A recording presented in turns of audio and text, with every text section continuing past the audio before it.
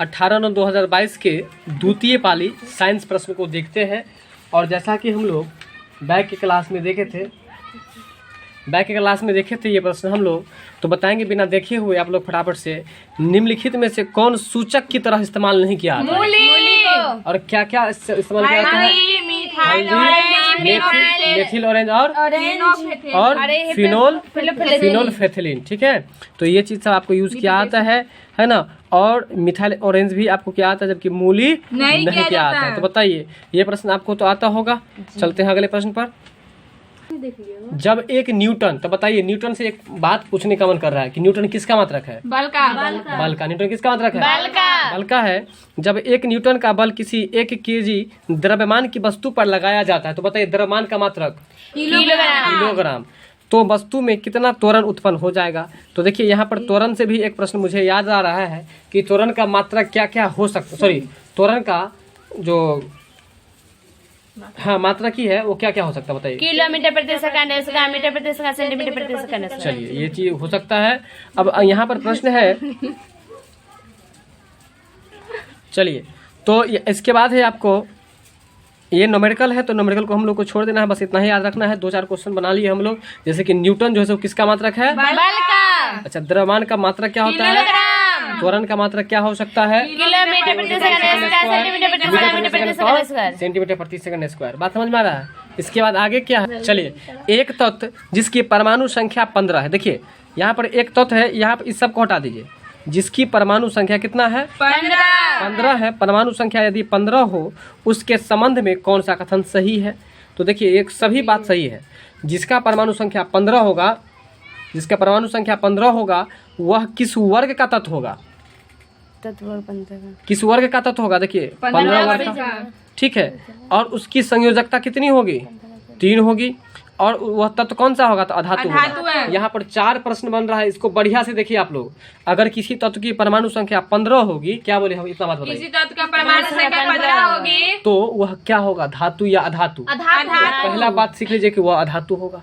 दूसरा वर्ग, देखिए ये जो है परमाणु संख्या 15 तो वर्ग भी 15, परमाणु संख्या 15 तो वर्ग भी 15, यानी कि जिसकी परमाणु संख्या 15 होगी वह किस वर्ग का तत्व होगा? 15 वर्ग का तत्व। किस वर्ग का तत्व होगा? 15 वर्ग का तत्व। चलिए, इसकी संयोजकता कितनी होगी?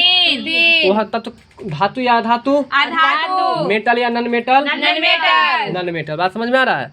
तो बताइए कि अब परमाणु संख्या 15 वाले तत्व के विशेषता के बारे में बताइए आप लोग। 15 वर्ग का तत्व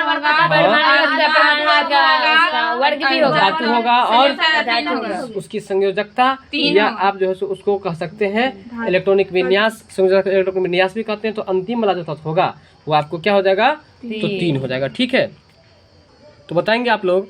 बैक के क्लास में होता है कि किंगडम मोनेरा में शामिल है।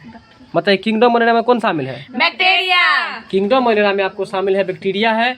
और ऐसे याद करिए, किंग मतलब होता है राजा। तो देखिए बैक्टीरिया ही एक ऐसा मतलब आपको ये है, मतलब सूक्ष्म जीव है जो आपको लगभग में सभी जीवों में पाया जाता है। तो जो सभी जीवों में पाया जाता है इसका मतलब वो किंग होगा। किंग मतलब राजा। इसलिए किंगडम मोनेरा में शामिल कौन है? बैक्टीरिया। किंगडम मोनेरा में कौन शामिल है? बैक्टीरिया है। क्या है? बैक्टीरिया है। बैक्टीरिया का हिंदी बताइए। बैक्टीरिया का हिंदी जीवाणु। चलिए, 2 अलग अलग धातुओं से बने गोलों को पानी में डुबोने पर, जरा ध्यान दीजिए प्रश्न क्या है। 2 अलग अलग धातुओं से बने गोलों को पानी में डुबोने पर समान उत्प्लावक बल का अनुभव करते हैं। अब देखिए उत्प्लावक बल समझ लीजिए। जैसे मान के चलिए किसी वस्तु को हम लोग डुबाते हैं, किसी वस्तु को क्या करते हैं? डुबाते हैं। तो डुबाने का देखिएगा कि जैसे आप कोई सामान को फेंकते हैं तो जितना बल से वह नीचे जाता है उतना ही बल से नीचे से वह ऊपर भी आता है। तो नीचे से जो वस्तु पर बल लगता है उसी को हम लोग कहते हैं उत्प्लावक बल। और याद रखिए कि उत्प्लावक बल का सिद्धांत किसने दिया? तो आर्किमिडीज ने दिया। किसने दिया? आर्किमिडीज ने। ठीक है, तो याद रखिएगा कि आर्किमिडीज ने कौन सा सिद्धांत दिया था? उत्प्लावक बल का सिद्धांत दिया था। 2 अलग अलग धातुओं से बने गोलों है ना, गोलों को पानी में डुबोने पर वो दोनों समान उत्प्लावक बल अनुभव करते हैं। दोनों जो है वो समान उत्प्लावक बल अनुभव करते हैं। तो जब दोनों गोलों में कहता है तब दोनों गोलों में क्या समान होगा? तो देखिए दोनों गोलों में क्या समान होगा? आयतन समान होगा। कहने का मतलब ये है, इसका मतलब यहाँ पर ये हुआ कि गोला जो है ना, ध्यान दीजिए, गोला जो है वस्तु जो है दोनों का आयतन बराबर है, इसीलिए जब हम पानी में डालते हैं तो दोनों का उत्प्लावक बल भी बराबर होगा। यानी कि जब वस्तु का आयतन बराबर होगा तो उसका उत्प्लावक बल भी बराबर होगा। बात समझे कि नहीं? अभी भी आयतन बराबर तो उत्प्लावक बल भी बराबर, वही बात है। अब प्रश्न को देखिए, समझ में आ जाएगा। दो अलग अलग धातुओं से बने गोलों को पानी में डुबोने पर दोनों समान उत्प्लावक बल का अनुभव करते हैं। कब? जब दोनों गोलों का समान होगा। क्या समान होगा? आयतन को अंग्रेजी में क्या कहते हैं? वॉल्यूम। क्या कहते हैं? वॉल्यूम कहते हैं। और द्रव्यमान को अंग्रेजी में क्या कहते हैं? मास। क्या कहते हैं? मास। मास्क नहीं, मास। आगे है घनत्व। घनत्व को अंग्रेजी में क्या कहते हैं? डेंसिटी। क्या कहते हैं? डेंसिटी कहते हैं। ठीक है, चलिए हवा का अंग्रेजी क्या होता है बताइए? एयर। और वजन का अंग्रेजी क्या होता है? वेट। क्या होता है? अगला प्रश्न है, एलपीजी में क्या चीज में? एलपीजी में कौन सा हाइड्रोकार्बन मौजूद है? तो बताइए, ये प्रश्न पहले भी था। एलपीजी में आपको प्रोपेन भी होता है, एन ब्यूटेन भी होता है। एन से क्या होता है? नॉर्मल होता है। एन से क्या होता है? तो बोलिए एन ब्यूटेन का पूरा नाम बोलिए आप। Normal butane. चलिए आइसो ब्यूटेन। तो बताइए एलपीजी में कौन कौन सा हाइड्रोकार्बन होता है? प्रोपेन, नॉर्मल ब्यूटेन और आइसोब्यूटेन होता है। यानी कि इनमें से सभी इसका आंसर हो जाएगा। अगला प्रश्न है 100 वाट। बताइए वाट किसका मात्रक है? शक्ति का। शक्ति बोलने भी लगे थे हम। वाट किसका मात्रक है? वोल्ट किसका मात्रक है? विभवांतर का है। ठीक है, और ये जो प्रवाहित धारा है, धारा का मात्रक क्या होता है? एम्पियर। क्या होता है? एम्पियर। तो बताइए कि 100 वाट का विद्युत बल्ब है, 250 वोल्ट आपको विद्युत मेन से जुड़ा जाता है, तो बल्ब में प्रवाहित धारा का मान जो होगा वो 0.4 एम्पियर होगा। तो एम्पियर को क्या चीज से दर्शाते हैं हम लोग? ए से दर्शाते हैं। क्या चीज से? ए से दर्शाते हैं। तो ये न्यूमेरिकल प्रश्न, इसको हम लोग छोड़ के चलेंगे। और इसमें से ज्ञान क्या लिए? किस किस के बारे में? वाट। वाट किसका मात्रक है? शक्ति का। और विभवांतर का मात्रक वोल्ट, जिसको शॉर्ट में वी कहते हैं। और धारा का मात्रक एम्पियर। अगला है इंजेक्शन। इंजेक्शन का मतलब क्या होता है? सुई होता है ना। इंजेक्शन मतलब क्या होता है? सुई। इंजेक्शन देने के पूर्व डॉक्टर स्पिरिट लगाते हैं। इंजेक्शन जब देते हैं उससे पहले हम लोग को क्या लगाते हैं? स्पिरिट। स्पिरिट का मतलब समझते हैं ना, जिसको एक तरह से समझिए तेजाब। तेजाब मतलब एगो देखते हुएगा, उस पर जैसे क्या करते हैं, एक दवा वहाँ लगा करके और पहले ऐसे ऐसे कर देते हैं, ऐसे क्या सुई देते हैं। तो याद रखिए, कहने का मतलब ये है कि डॉक्टर इंजेक्शन देने के पूर्व क्या लगाते हैं? स्पिरिट लगाते हैं। और वो स्पिरिट लगाते समय हमारी त्वचा बहुत ठंडक महसूस होती है। बताइए ठंडक महसूस होता है कि नहीं होता है? तो क्यों महसूस होता है बताइए? अभी आपको ठंडक महसूस? बॉडी के तापमान को वाष्प में बदल देता है। स्पिरिट नहीं था इसलिए ठंडक महसूस नहीं हुआ। स्पिरिट हमारे शरीर में ताप पाकर वाष्पीकृत हो जाता है। देखिए बताते हैं, स्पिरिट नहीं समझ में आता। अलता कभी आप लोग छुड़ाए हैं? वो अलता वाला पानी कभी पड़ जाता है, कैसा महसूस होता है? क्यों ऐसा होता है? क्योंकि वो स्पिरिट जो है ना, उसमें वाष्पीकरण की क्रिया होती है। और जब भी वाष्पीकरण होगा तो ठंडक तो होगा ना। अरे वस्तु में जब वाष्प निकलता है तो ठंडा लगता है कि नहीं? ठंडा होता है कि नहीं? वस्तु होता है। वही बात है कि इंजेक्शन देने के पूर्व डॉक्टर स्पिरिट लगाते हैं। और स्पिरिट लगाते समय हमारी त्वचा बहुत ठंडक महसूस करती है। क्यों? क्योंकि स्पिरिट हमारे शरीर से ताप पाकर, तो वो ताप पा गया और ताप पाने के बाद वह वाष्पीकृत हो जाता है। जैसे कि लगाने के बाद मांस पर जब देता है वो लिक्विड, इसका देखिएगा तुरंत सूख जाता है। तो सूखता क्यों है? क्योंकि शरीर से उसको क्या मिलता है? ताप मिलता है। जैसे तापमान मिलता है तो वो क्या होता है? उड़ जाता है, मतलब वाष्प बन करके उड़ जाता है। बात समझ में आया? तो याद कर लीजिएगा आप लोग को। अब जो आपका प्रश्न है, मानव नेत्र किस प्रकार? मानव नेत्र में किस प्रकार का लेंस पाया जाता है? ये तो आप लोग को पता होगा। आपके आंख में कौन सा लेंस पाया जाता है? उत्तल लेंस। तो बताइए उत्तल लेंस में वस्तु का प्रतिबिंब कैसा बनता है? वास्तविक और उल्टा। और वस्तु से छोटा। वस्तु से छोटा। एक हॉल का फर्श 8 मीटर लंब और 6 मीटर चौड़ा है ना। एक चींटी इसके एक कोने से विकर्णतः सम्मुख दूसरे कोने तक जाए, चींटी का विस्थापन क्या होगा? यहाँ बस विस्थापन के बारे में समझिए, न्यूमेरिकल प्रश्न है, इसको छोड़ देना है। विस्थापन जो है इसका, ये कौन सी राशि है? सदिश राशि। इतना ही बात याद रखिए, चलते हैं आगे।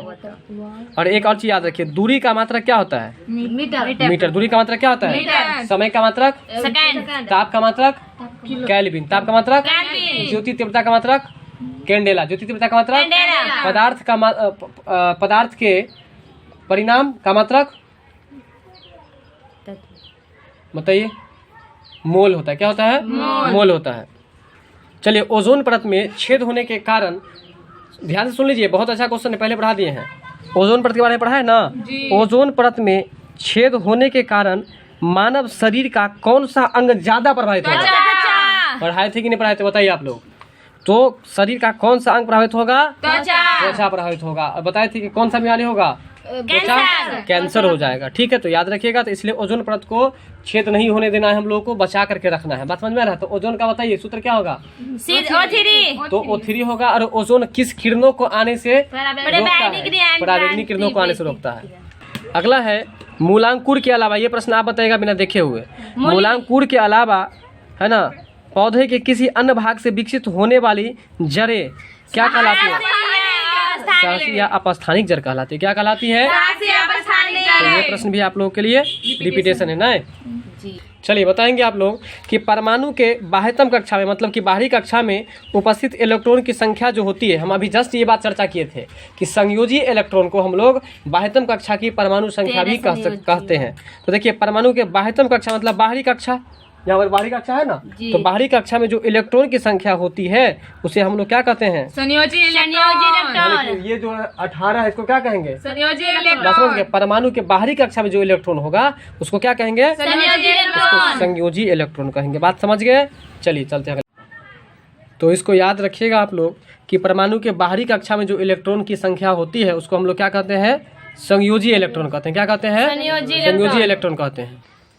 आगे है 1 मीटर के स्केल। स्केल का मतलब क्या होता है? पटरी होता है। स्केल मतलब क्या होता है? 1 मीटर के स्केल पर 0 और 2 एम्पियर के बीच 20 का विभाग है तो अल्पतमांक का मान क्या होगा? ये न्यूमेरिकल प्रश्न है, इसको छोड़ दीजिए। चलते हैं अगले प्रश्न पर। अगला है कोशिका का आयतन बढ़ जाता है। ये प्रश्न पढ़ाए थे।